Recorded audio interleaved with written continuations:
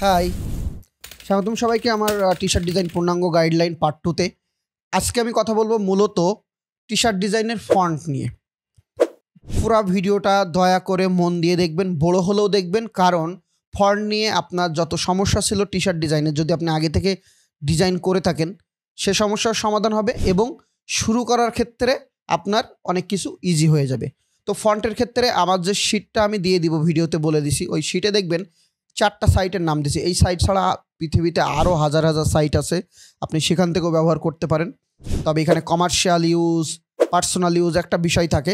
T-shirt design আসলে এগুলো আসলে খুব বেশি ম্যাটার করে না। এই আজকে 6-7 বছরে যতদিন ধরে আমি শুধু টি-শার্ট ডিজাইনই করতেছি, আমার বড় টিম চলে, ফন্ট নিয়ে কখনো সমস্যা হয় না। এই যে পার্সোনাল ইউজ না কমার্শিয়াল ইউজ করব, সাধারণত আমরা সব রকমই ইউজ করি, এটা নিয়ে প্রবলেম আসে না। তবে আমি পার্সোনাল ইউজ, কমার্শিয়াল ইউজ কীভাবে পাবো বা কোথায় কি সেটা নিয়ে কথা বলে দিব।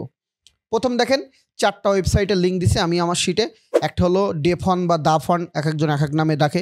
দ্বিতীয় হলো গুগল ফন্ট, এগুলো যদি ক্লিক করেন এই যে ওপেন করতে পারবেন, অলরেডি আমি ওপেন করেই রাখছি। তো হলো দা ফন্ট বা ডে ফন্ট, যে যেটাই বলেন একটা।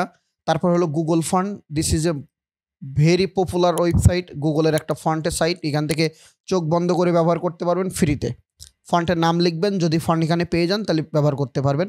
তারপরে হলো 1001 একটা ফন্টের সাইট আছে, সেখানে আছে। এরপরে হলো পেইড ফন্ট, সেটা হলো ক্রিয়েটিভ ফেব্রিকা এসে ফন্টে ক্লিক করবেন, তাহলে এইরকম পেয়ে যাবেন। আমি বলবো যদি আপনার ক্রিয়েটিভ ফেব্রিকা সাবস্ক্রিপশন থাকে বা আপনি যদি অল্প টাকায় কারোর কাছ থেকে নিতে পারেন, সবচেয়ে বেস্ট অপশন হলো আপনার ক্রিয়েটিভ ফেব্রিকা ইউজ করা। কারণ যত ট্রেন্ডি ফন্ট, যত টি-শার্ট ডিজাইনের মানে দরকারি বা টি-শার্ট রিলেটেড, পিওডি রিলেটেডের যে প্রোডাক্টগুলো, সেগুলোতে দরকারি ফন্ট সব আপনারা এইখানে পাবেন। এখন ফন্ট তো পাইলেন, সাপোজ আমি ডে ফন্টে গেলাম, আমি এই ফন্টটাকে এখান থেকে ডাউনলোড দিলাম।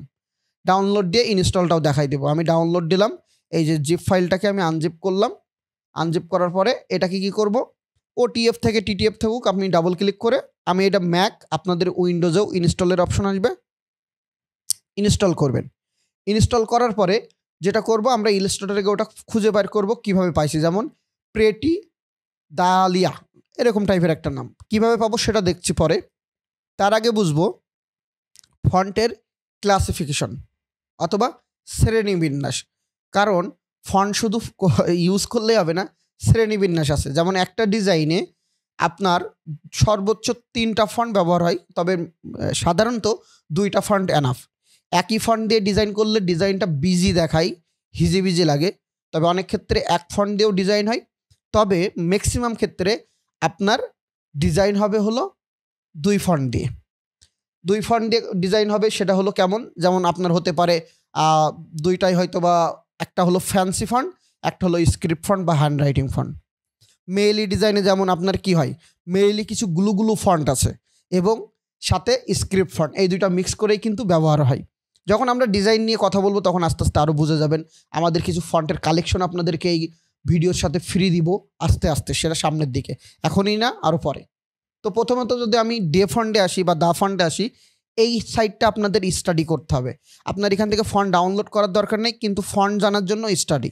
সেটা হলো কেমন, দেখেন এখানে ক্যাটাগরি দেওয়া আছে, ফ্যান্সি, ফরেনার বা টেকনো, গথিক, বেসিক, স্ক্রিপ্ট, অনেক কিছু আছে। আপনি যদি শুধু ফ্যান্সিতে ক্লিক করেন, আপনি বহু রকমের ফন্ট এখানে পেয়ে যাবেন।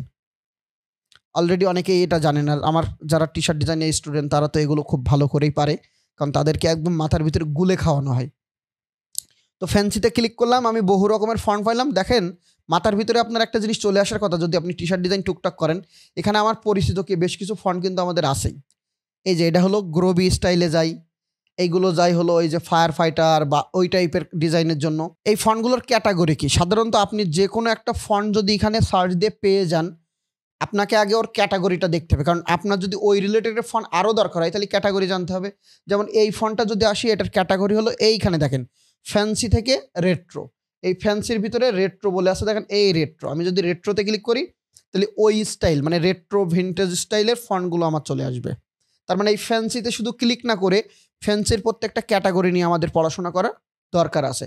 ঠিক সাপোজ আমি ওল্ড স্কুলে ক্লিক করলাম, দেখেন সেই প্রথমে বলছিলাম ফায়ার ফাইটার বা এই টাইপের হলো ফন্ট আমার মনে হচ্ছে, মানে একটু বোল্ড টাইপের বা পুরুষ ফন্ট বা একটা শক্তিশালী ফন্ট মনে হচ্ছে এইগুলো। এই যে তো এইগুলো সাধারণত এরকম শক্তিশালী নিশের উপরেই ব্যবহার হয়, সেগুলো আমরা আস্তে আস্তে দেখব।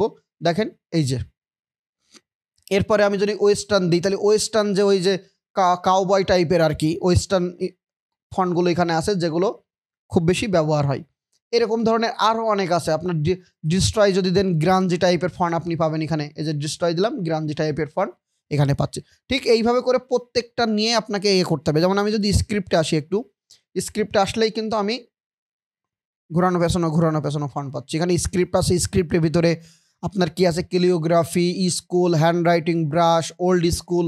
এই যে ওল্ড স্কুলের এই যে এরকম ঘোরানো যে স্টাইলগুলো থাকে, সেগুলো নিয়ে আমরা যখন ডিজাইন ব্যবহার করব তখন চমৎকার একটা শিখাই দিব, যেটা আমার আগের প্লে লিস্টেও আছে। এই যে এইগুলো আমাদের পেন টুল দিয়ে অনেকে বানাই, আমাদের বানানোর দরকার হবে না, এগুলো আমরা এমনি ব্যবহার করতে পারবো। তো এই যে ক্লাসিফিকেশন, প্রত্যেকটার ভিতরে ঢুকবেন, ঢুকে দেখবেন কোনটায় কি ফন্ট, দেন ক্লিক করবেন, নামগুলো মুখস্থ করবেন। একদিনে আপনার ফন্টের উপরে বিসিএস কাটার হওয়ার দরকার নেই, প্রতিদিন একটা করে ক্যাটাগরি ধরেন। যেমন আপনি ফ্যান্সি থেকে কার্টুন ধরবেন, আজকে কার্টুনটা শিখেন, কার্টুনগুলো ফন্টগুলো কেমন হয়, কিছু ফন্ট বেছে রেখেও দেন, ডাউনলোড করেও দরকার হলে রেখে একটা ফাইল তৈরি করবেন যে কার্টুনের নামে এই ফন্টগুলোর নাম। যেমন এখানে ফন্টগুলোর নাম আছে কিন্তু এই যে বুবলিস, ফন্টের নাম বুবলিস। এই যে ইন্টার্ন বা ক্যান্ডি বিনস, অনেক রকম ফন্ট আছে। তো ঠিক এভাবে করেই কি করতে পারবেন, আপনারা ফন্টটা নিতে পারবেন।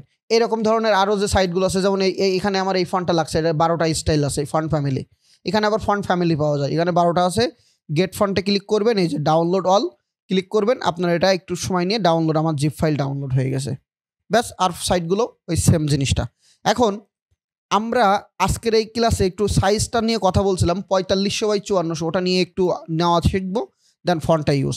এখান থেকে আমরা যেটা করব, পিক্সেল কত নিব, 4500 বাই দিব হলো 5400, ওকে। দেন কালার হবে সবসময় RGB, কালারটা মনে রাখবেন RGB। দেন এটা এই যে ইয়েলো কালার আসছে, এটা নিয়ে ভয়ের কিচ্ছু নেই। তাহলে আমরা 4500 RGB দিলাম, ক্রিয়েট দিলাম, 300 DPI থাকবে। ক্রিয়েট দেওয়ার পরে এই হলো আমার আর্টবোর্ড। এইখানে একটা বুদ্ধি শিখাই, সাপোজ আপনার পিসির কনফিগারটা একটু লো, 4500x5400 কাজ করতে গেলে একটু বড় আর্টবোর্ডে আপনার পিসি বারবার হ্যাং করবে। আপনি যদি ভেক্টর বেস কাজ করতে যান, তার মানে আপনি এলিমেন্ট যা ব্যবহার করবেন সব যদি ভেক্টর হয়, তাহলে আপনারা যেটা করবেন, এই যে আর্টবোর্ড টুলসে এসে অথবা ফাইল নেওয়ার সময় নিতে পারেন 1500x1800, এখানে এটা ক্লিক করে দিবেন। এটা যদি আমি 1500 দিই, দেখেন অটোমেটিক এই ঘরে ক্লিক করলে 1800 হয়ে গেল। আমার সাইজটা কি হলো, রেশিও অনুযায়ী কমে গেল। আর আমার যদি ফন্ট এবং ওই যে কি বলে ভেক্টরগুলো যদি আমি মানে এলিমেন্টগুলো ভেক্টর ব্যবহার করি, তাহলে পরে পুরো ডিজাইনটাকে টান দিয়ে আমি 4500x5400 আর্টবোর্ড নিয়ে সেখানে ফেলে বড় করে সেভ করতে পারবো। ফাইল সেভের ওপরে আসলে অনেক ডিটেলসে একটা ভিডিও হবে, সেটা দেখলে বুঝতে পারবেন। তাহলে কি হলো, আপনার যদি হলো রেজলিউশন মানে আপনার পিসি কনফিগার একটু কম হয়, তাহলে 1500x1800 দিয়ে কাজ করবেন। আর যদি ভালো হয়, ডাইরেক্ট 4500x5400 কাজ করবেন, তাহলে আরও বেটার হবে। এরপরে যে ফন্টের কথা বললাম, আমি এখানে টাইপ টুলে গেলাম। টাইপ টুলে যাওয়ার পরে এখান থেকে আমি ওই ফন্টের নামটা লিখেও দিতে পারি। কি বললাম, PRETTY, এখানে ক্লিক করলাম, PRETTY, এই যে প্রেটি দাহার, মনে করেন এই ক্লিক করলে এখন আমি এই জায়গা থেকে ফন্টের সাইজটা বাড়াই দিলাম, আমি আমার নাম লিখলাম, এই যে দেখেন এই ফন্টটা আমার চলে আসলো। অথবা আমি এখানে ক্লিক করার পরে এই যে অ্যারোতে বা এখানে ক্লিক না করে অ্যারোতে ক্লিক করে আমি যে কোনো ফন্ট ওখানে লাগাই দিতে পারি, এই যে দিয়ে দিলাম।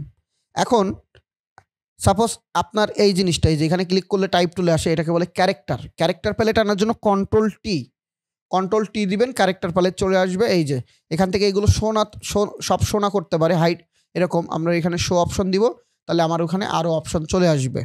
শো অপশন দিয়ে দেন এখান থেকে আমরা ফন্টের নামটা এই যে সিলেক্ট করলাম, ফন্টের নামটা যেটা ইচ্ছা সেটা দিব। দেখেন কিরকির করে চেঞ্জ হয়ে যাচ্ছে, হ্যাঁ, এই যে যেটা ইচ্ছা আমি সেটা এখান থেকে এখন দিয়ে দিতে পারি, এই যে। তো ঠিক এইভাবে করে ব্যবহার করবেন। ক্যারেক্টার প্যালেট নিয়ে আমরা সামনে কথা বলবো, যখন যে ডিজাইনে যেমন লাগবে। তবে আবারও অনুরোধ থাকলো, টুলসটা শিখে তারপর টি শার্ট ডিজাইনে আসবেন। এই ছিল আজকের ভিডিও, ভালো থাকবেন সবাই, আল্লাহ হাফেজ।